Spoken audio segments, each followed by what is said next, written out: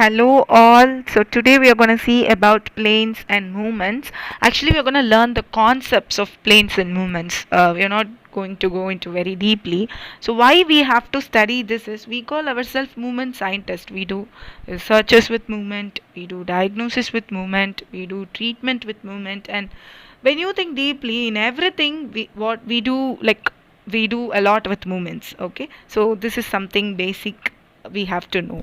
And here we are seeing the planes, that is sagittal plane, coronal plane, and the transverse plane. So the names of the planes and the according axis and the according movement is given in the tableau column, which you can, I think you can read it very clearly.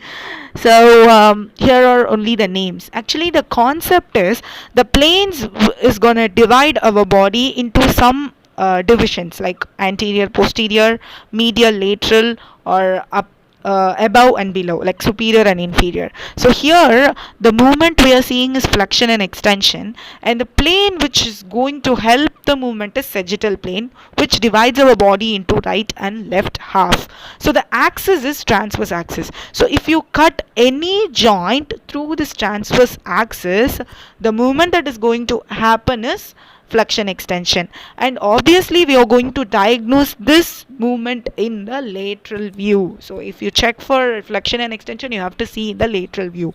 And now we are seeing the abduction and adduction.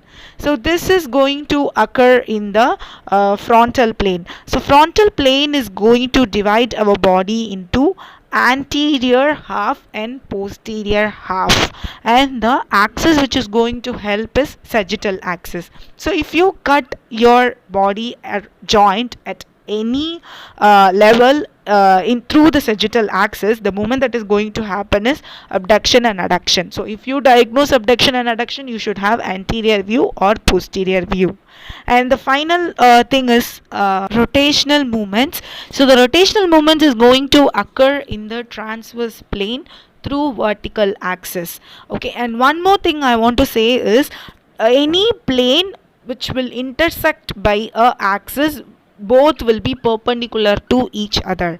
So the transverse plane and the vertical axis, and the movement is going to be your rotational movement. So if you cut in your any joint through vertical axis, the movement that is going to happen is rotational movement. Okay, so if you think that this concept is this easy, now